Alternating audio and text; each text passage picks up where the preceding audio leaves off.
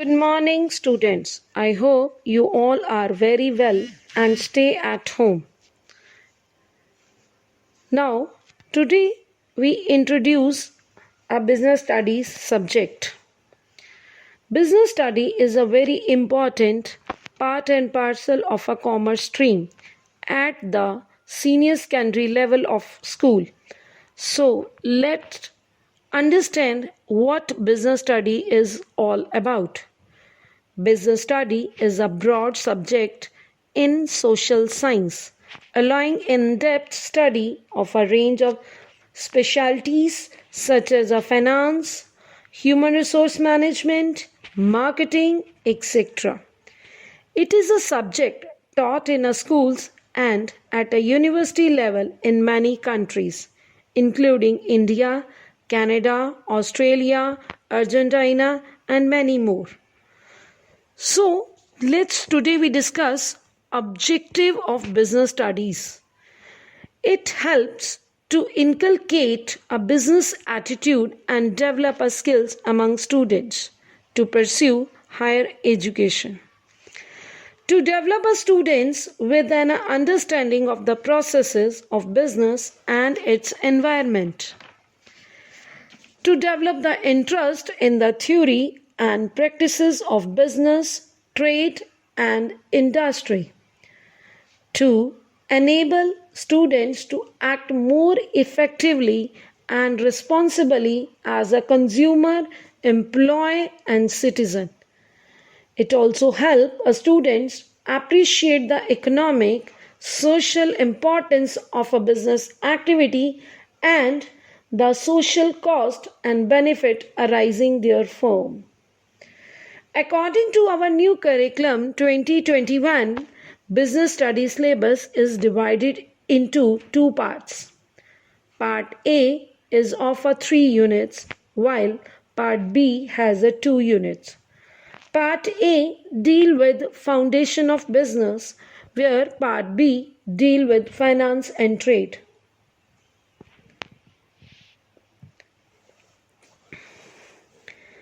Our business study paper of 100 marks. 20 marks of a practical and 80 marks for a theory. In 80 marks paper, 55% questions are understanding and remembering based questions. 19% questions are applying based questions. 17% are analysis, evaluating, creativity based questions. Today I am going to begin with the introduction of first chapter. After this clip, thank you. Importance of business environment. A good understanding of environment not only help the manager to deal with uncertain situations but also help the enterprise to identify and benefit from opportunities that offer our environment. So, we discuss importance of business environment. First, it enable the firm to identify opportunities and getting a first mover advantage. Before discussing the importance, first we discuss what is opportunities. Opportunity means a positive external trend that will help the business to improve the firm's performance. Our business environment provides so many opportunities. So, every business firm scan these opportunities in an earlier stage so they can get the benefit against the competitor. For example, Maruti Udyog was the first automobile company in India. Those who recognize the market demand of our country, they introduce small economy cars. Another example, if CBSE change in syllabus of business study for a particular class, then any publisher, those who may introduce or revised or addition at the earlier stage, that is known as a first mover advantage. Second, it helped the firm to identify the threats and early warning signals. Threats means negative external trends that will hinder our performance of our business. Our business environment provides so many threats. So, proper knowledge and understanding about the environment help the enterprise to identify the possible threats in near future. In this way, they understand the environment and make a suitable change in the business. For example, in 2008, Tata Motor introduced small economy cars. This was a warning to a Maruti Udyog so they can reduce its cost or they can introduce new economy model. Third, it helps in tapping our useful resources. Business firm assemble various resources like raw material, machinery, labor from its environment. Then its supply output. While they supplying a output, they use so many resources. Outputs are payment of taxes to the government, good quality products to our customers, and so on. It means our business depend upon our environmental resources.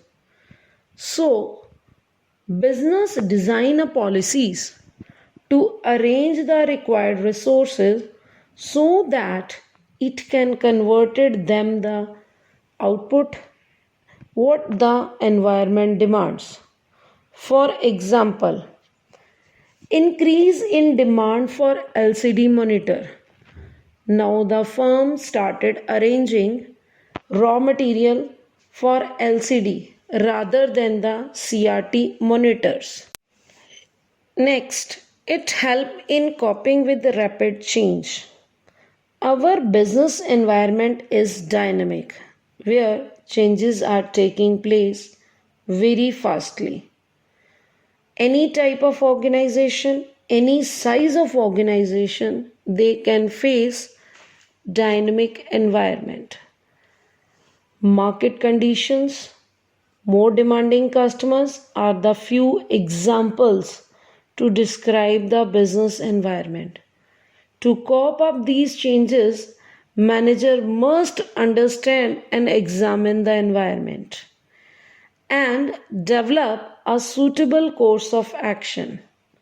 For example, if CBSE change the pattern, then every publisher they publish a book according to the new pattern, new styles. In this way, they can adjust our books, our material, so that the requirements should be completed. Next, it helps in assisting in planning and policy formulation. Business environment provide both opportunities and trends for the firm. So, it is necessary to understand and analyze the conditions and take a policies for future course of action. For example, any company like XYZ enter in the market. So, your management draft new plans and policy to see our new competitors, how they enter in the market, what type of product they produce, what is the vision, missions, so that they can adjust our policies, planning, they can stand in the market for the long time period. Next, it helps in improving performance. Analysis and understanding the trends of business environment help to improve its performance. So continuously monitor the environment, develop a suitable course of action not only for present but also for future. For example, Hindustan Unilever and several other companies launch so many products according to the requirement of our customers. They launch a bottle of a shampoo as well as they launch a sachet of the shampoo. What type of the customer they want, they can buy as per the requirement of our customers. Thank you. Demonetization. Before discussing the meaning of demonetization, firstly discuss a history of demonetization. India faced its first demonetization in 1946, second in 1978. In both the occasion, the reason was to combat a black money that went circulating a wide range. Now, this is the third phase where the Government of India made an announcement on November 8, 2016, with intense implication for the Indian economy, where our two largest denominations notes, rupees 500 and rupees 1000, were demonetized. This result in withdrawal of 86% currency in circulation. At that time, there were so many difficulties that is faced by the public. So government advised the public to go to the bank to replace the old note with new ones up to a certain limit. At that time, there was a certain restriction on a cash withdrawal. Now let's discuss what is demonetization. It can be defined as an economic policy where certain currency unit cease to be recognized or used as a legal tender. Or, in other words, the act to seize a currency or a unit or put an official stop on its status as a legal tender is called a demonetization. Let's discuss example.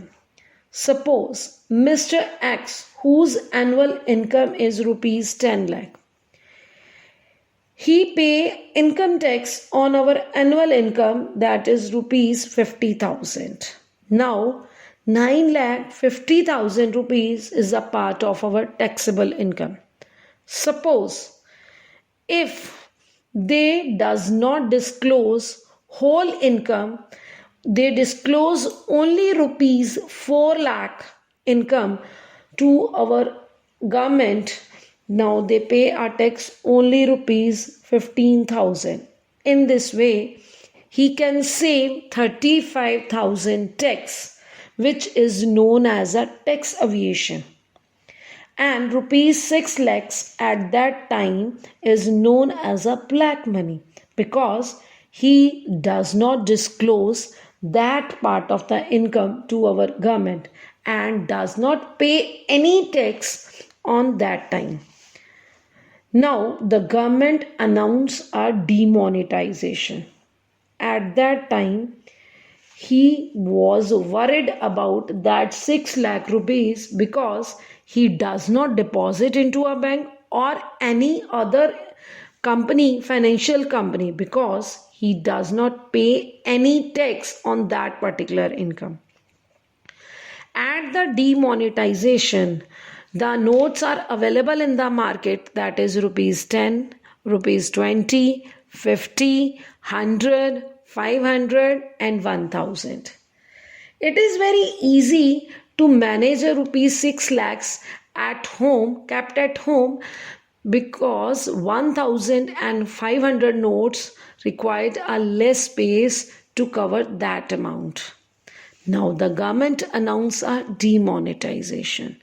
Our main motive is to curb a black money which is kept by the public at home. In this way, they have two options. One is, first, they disclose all the things and they pay a tax as well as a penalty. And the second option is, they can't disclose but they kept on side and waste that money, because that money is not the part of our white income or a taxable income. That's why they can't change our old notes with new ones. Now that currency is to be seized. Now this is a waste. So a government main motive is to introduce a demonetization policy is only and only to cover up the black money. Now let's discuss a main objective of the demonetization in India. First, it is attempt to make the India corruption free. Second, to it is done to curb up black money. Third, to stop fund for illegal activities. Fourth, to make a people accountable for a rupee and they possess and pay our income tax returns. And the last and the most important is, it is attempt to make a cashless society and create a digital India. Let's discuss features of demonetization. Demonetization is viewed as a tax administrative measure. Cash holdings arising from declared income, which is readily deposited in the bank and exchanged for new note.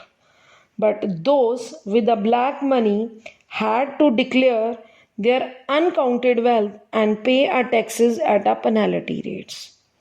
Second, demonetization is also interpreted as a shift on the part of the government, indicating that tax evasion will no longer be tolerated or accepted.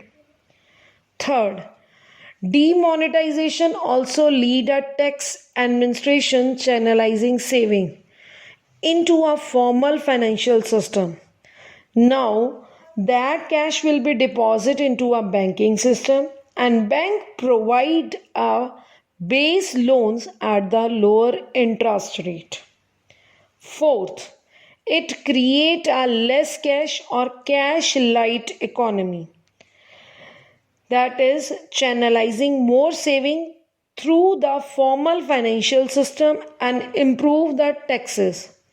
Now they introduce a digital transaction used to our cell phones for our customers or a point to our sales, where internet connectivity is there. And the main benefit of this digitalization, that transaction can be easily traceable in the market.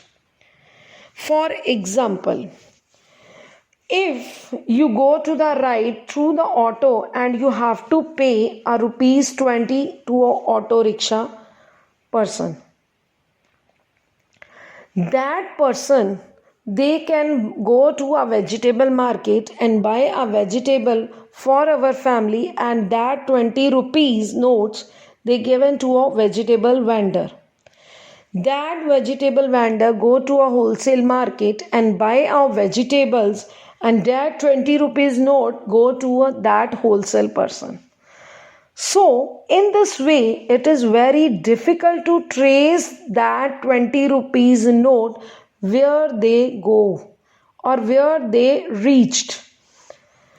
If the transaction is done through the e-wallets or through the points of sale, in this way the transaction can be easily traceable. If you pay a auto rickshaw through a Google Pay or our e-wallets, and that auto rickshaw rider buy a vegetable through the e-wallets, it is very easily traceable that transaction. So our government main motive of the demonetization is to curb the black money, to digitalization, to save the taxes. That is a main motive of our economy. Thank you. Have a nice day.